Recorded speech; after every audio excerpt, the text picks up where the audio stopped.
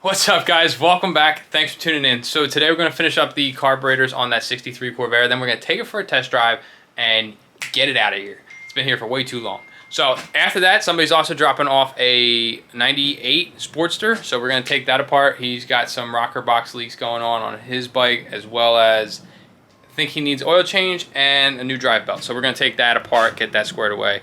That's going to be a whole nother video, so don't expect that today. But just want to let you know, we also got a engine in for the 94 F350 that's out at the curb that I blew the motor up in probably 2 months ago, and it's been sitting there ever since. So we're going to get that done too, but that's going to be probably a month away. So don't get your hopes up on that. Besides that, let's get started. So the first thing we're going to do is we're going to start by taking off the linkage here, and then we're going to start taking off the carburetors. Once we get them off, then we're going to take them over to the parts washer, clean them up, rebuild them with all the new parts that they have. Alright, so we're going to start with taking off this linkage here. Quickest and easiest way to do it is to just remove this whole bracket that it's on, kick this piece out, flip up in this, and then start unbolting it. We're going to have to disconnect the fuel lines, and it should just come off right after that.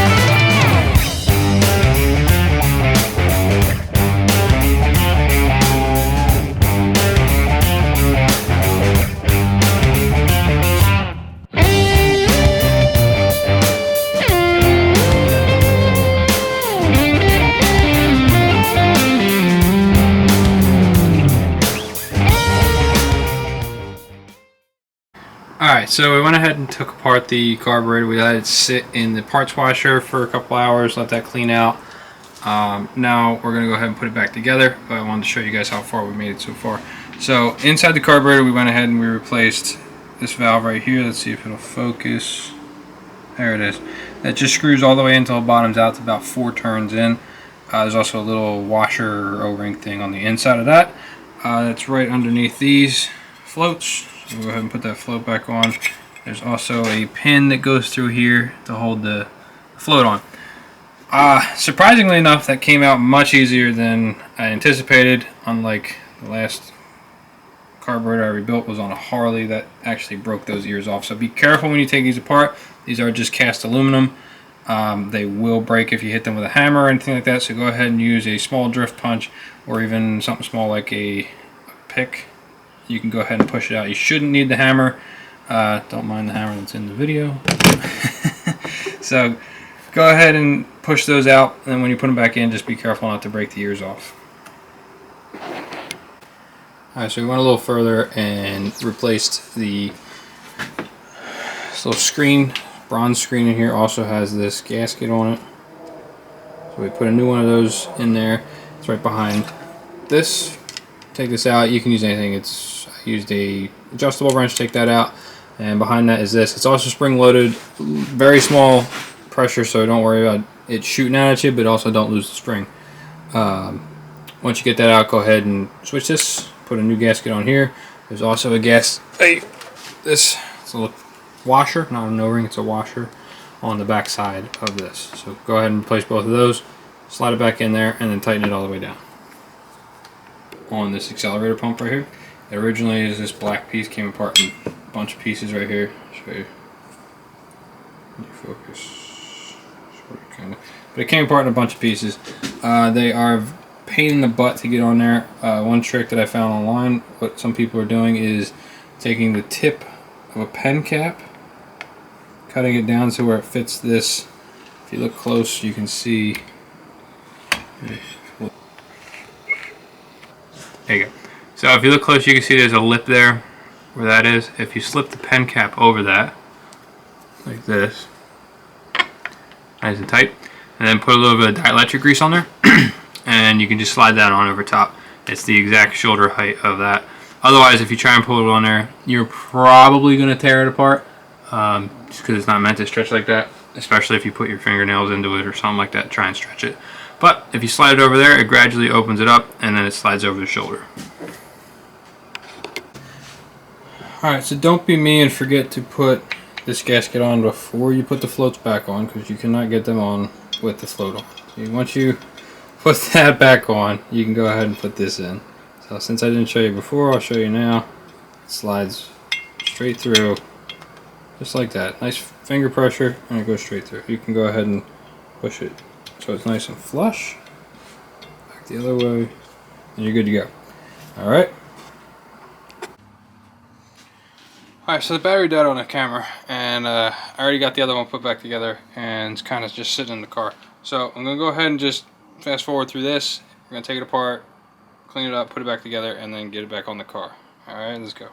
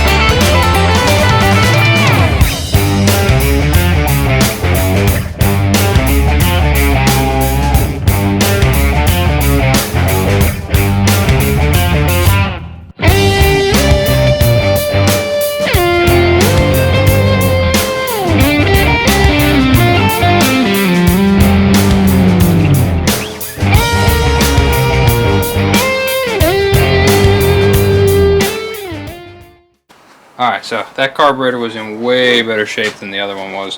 This one looks like it may have been rebuilt once before.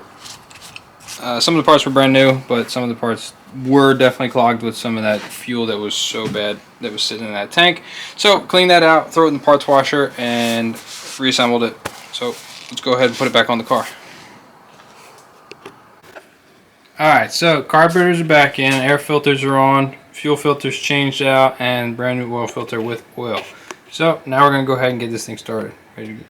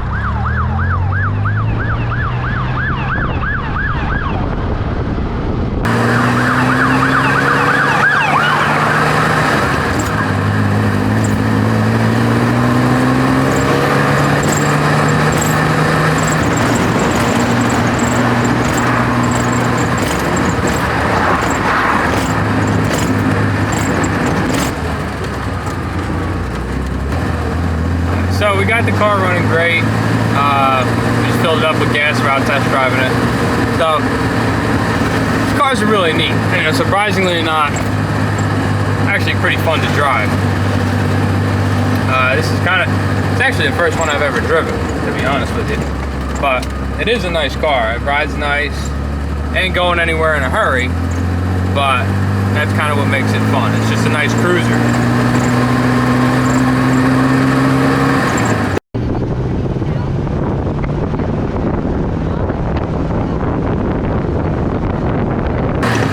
So in 1963, they made 280,000 Chevy Corvairs. Now of that 280,000, only 36,000 and some change were actually the Monza convertibles.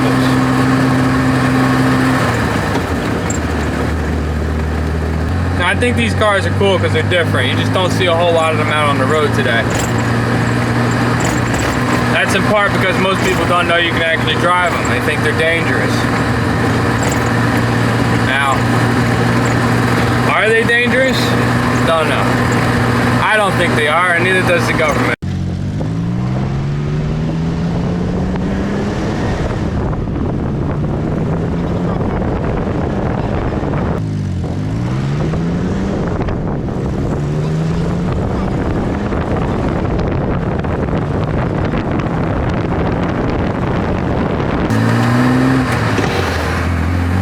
Let's just face it, these cars are fun to drive, especially when you got them in a convertible, a 4-speed manual. It gets more fun than that. Here at 40 miles an hour. I don't know, I wouldn't take this car on the highway and try to keep up with modern traffic, but it is kind of fun just cruising around town. It's a nice grocery getter, if you will.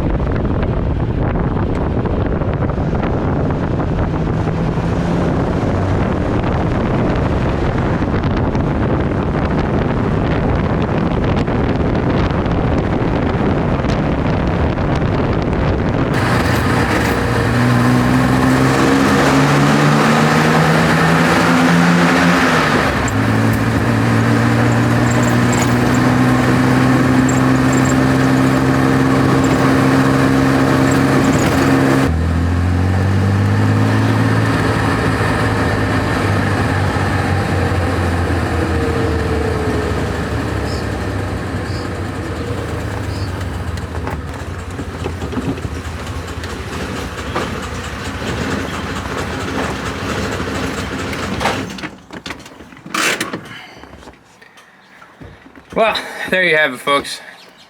She's done. She's ready to go back to her owners, and hopefully they enjoy her for some time to come.